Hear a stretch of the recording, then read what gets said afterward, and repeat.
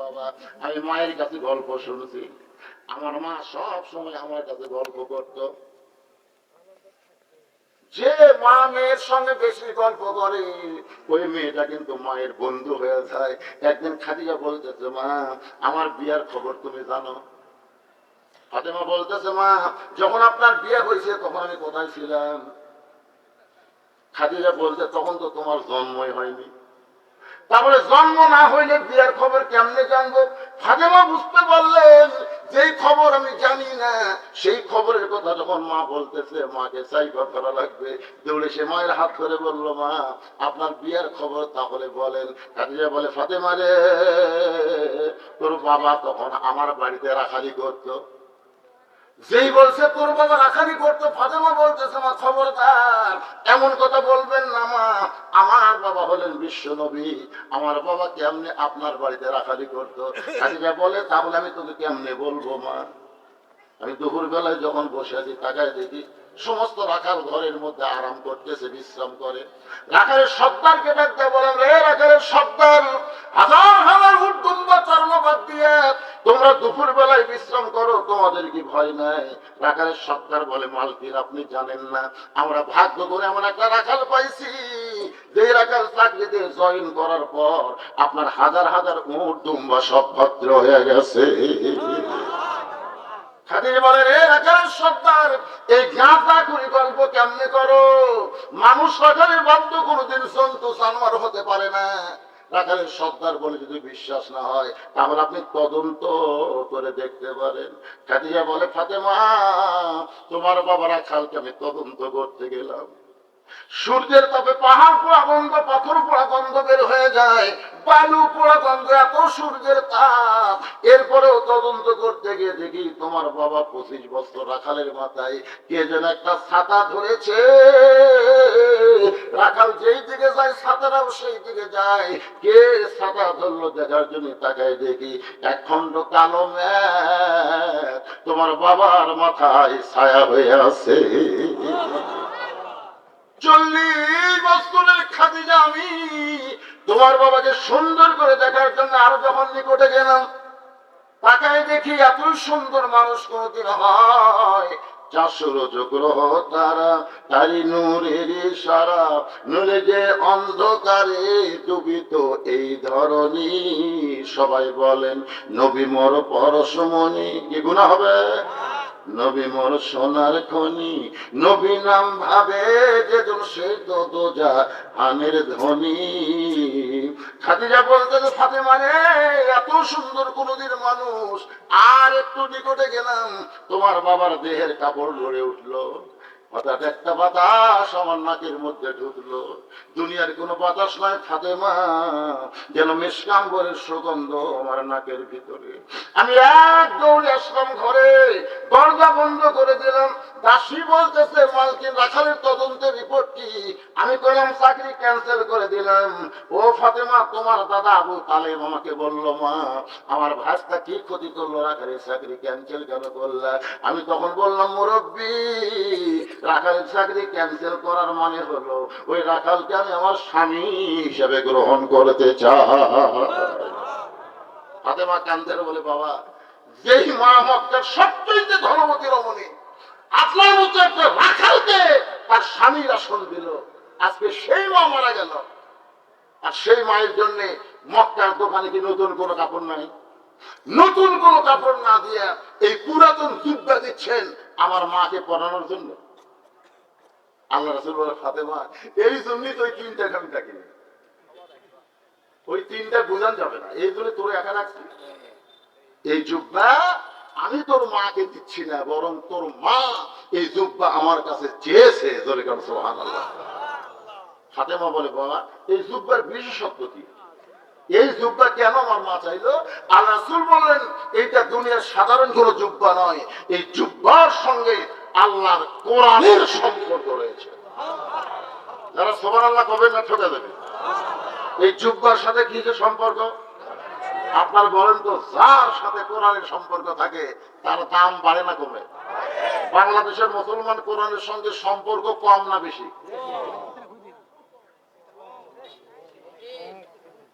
বেশি কে বলে?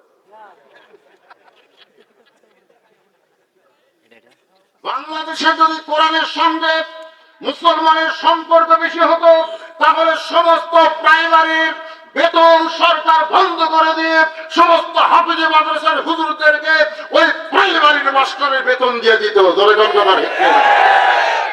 কিন্তু বাংলা মুসলমানের সম্পর্ক হলো একদম বাকদম ধরাডম সাজে থাক ধন্য খারাপ এপিসোড করে বসে না। তোর মাকে আমি করলাম কে ভাবি আপনার এই ছেলে বসে না কেন? আমাদের বসি না, ওই বাথরুমে গেলেও খারাপ হয়ে করে ডাক দিলাম পেরে এই খারাপ হবে এরকম তোর করতে পারবি কোন ক্লাসে পরিষ্কার গেল ফোনে তো তোর স্যার শিখাই যে কেমন কেসব করা লাগে। ও তখন বলে চাষা দেখি খায় আমি প্রাইমারি পেশাব খানা দিয়ে দেখি আমার স্যারই খারাপ পেলাম আর স্যার খারাপ পেশাব করে ওই সেটা থেকে দাঁড়ায় পেশাব করে শিখছে। আর এই সকল কি ব্যায়াম ধরে এখন কি ব্যায়াম ধরলো এতক্ষণ পর্যন্ত মাথা লড়ার আমি দেখি এখন মাথা লড়াচ্ছেন কি কিসের 1 নম্বর চাপি কোরআনের সঙ্গে তাদের সম্পর্ক মাথা লড়াতে পারবে না। এই কোরআনের বাস্তব আলোচনা শুনতে হবে। জোরের কথা ঠিক কথা বল।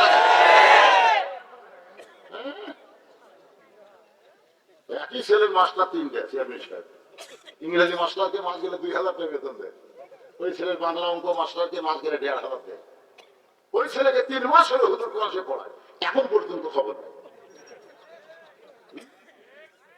3 মাস পরে এখন ছেলে বলতে চাপবো আমি নিজে নিজে কোরআন পড়তে পারি। কোরআন এমন একটা কিতাব বুঝলেন, একটা কালা খোলা কান্না বেকা তেরে তাকি দেন সেই শিখতে পারবে। সুবহানাল্লাহ না আমি নিজে নিজে কোরআন পড়তে পারি। আমার হুজুরের কথা মনেই নাই রে। 3 মাস পরে হুজুরের কাছে গেছে, কি সুর হুজুর আমার ছেলে এত কষ্ট করে কোরআন পড়াতেন হুজুর। 3 মাসে আমার ছেলে নিজেই কোরআন পড়তে পারে, কত কষ্ট করে আমার সন্তানকে আপনি কোরআন পড়াতেন হুজুর। কিন্তু আমি শুনেছি আল্লাহর কোরআন শিক্ষা দিয়ে হাদিয়া দেওয়া যায় শুনেছে। ওই ইংরেজি মাস্টার ফতুয়া দেয়নি, মাস গেলে 2000 টাকা ঠিকই দিতে। ওই বাংলা অঙ্ক মাস্টারকে 1000 টাকা প্রতি মাসে দিতে, ফতুয়া নেয় কোরআনের হুজুরের কাছে শুনেছি।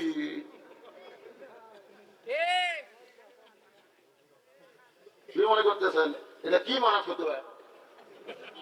বর্তমানে বাংলাদেশে হুজুর মানা ফতুয়া। 3 মাস হলে বেতন বাকি মাসার হুজুরের। এশিয়ার টাকা গুনতেছে, হুজুর বলতেছে চাচা এই মাসে বেতনটা দেন।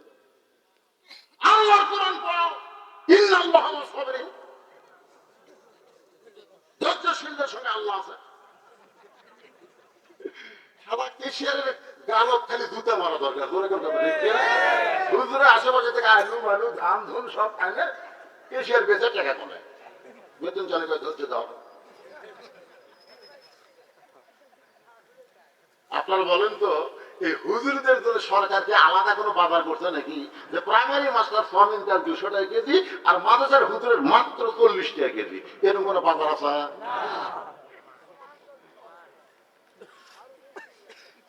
শোনেন ভাই না, কোরআনের সঙ্গে তার সম্পর্ক তার দাম কি কেমন বেশি একটু দৃষ্টান্ত দেই। একই গাছ দিয়ে 3টা জিনিস বানাচ্ছে, একটা হলো খাট, একটা সোফা আর একটা হলো রেহাল। কোরআন শরীফ ছোঁয়ার এই জিনিসের নাম কি? একই। রেহাল বানাবারই তাই নিয়োগ করছে খাট আর সোফা বানাবো, কিন্তু সামান্য কাঠ বাড়ছে। মিস্ত্রি বলছে ভাই এই কাঠ কি করবো? বলে মেহগনি কাঠ। মিস্ত্রি বলতেছে দেখো তোমার টাকা দেওয়া লাগবে না, আমি এটা দেখলে রেহাল ভেঙে দিই। দেখছেন মিস্ত্রি বলতো খাটের মজুরি নিচ্ছে, সোফার মজুরি নিচ্ছে, কিন্তু রেহালের মজুরি নিবি না। ওর নিয়োগ কি? ওর উপর কোরআন শরীফ থাকবি, ওর টাকা কেন নিব? ঠিক এটা ঠিক।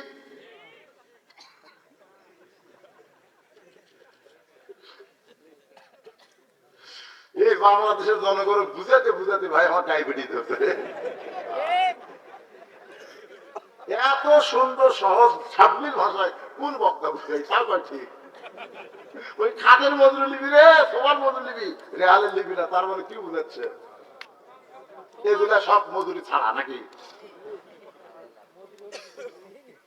এখন আপনাদের কাছে আমার প্রশ্ন হলো, সোফার দাম বেশি, খাটের দাম বেশি, না রেহালের দাম বেশি? কারা কারা রেহালের দাম বেশি বিশ্বাস করেন? আল্লাহকে দুই হাত দেখান। লিল্লাহে লিল্লাহে দেবেন। হাত নামান, হাত নামান। চেয়ারের সাথে তোলেন এখানে। তোলেন। এখানে ফেরেশতা আছে না নাই? আপনাকে কি মনে হচ্ছে? ফেরেশতারা তো ভিডিও করতেছে। সুবহানাল্লাহ। এখন আপনাদের কাছে চেয়ারম্যান সাহেব কেন তোলেনি সেটা বুঝতে পারছেন। এখন আল্লাহ আপনাদের কাছে প্রশ্ন করা হচ্ছে, ভাই রেহালের দাম যদি বেশি হয় তো রেহাল দালিয়া খাটটা দাও, রেহাল দাল নিয়ে খাটটা দাও, তখন আপনারা কি বলবেন? না, তো রেহাল দিয়ে খাট দিবেন না, তার হাত না তোলাই ভালো।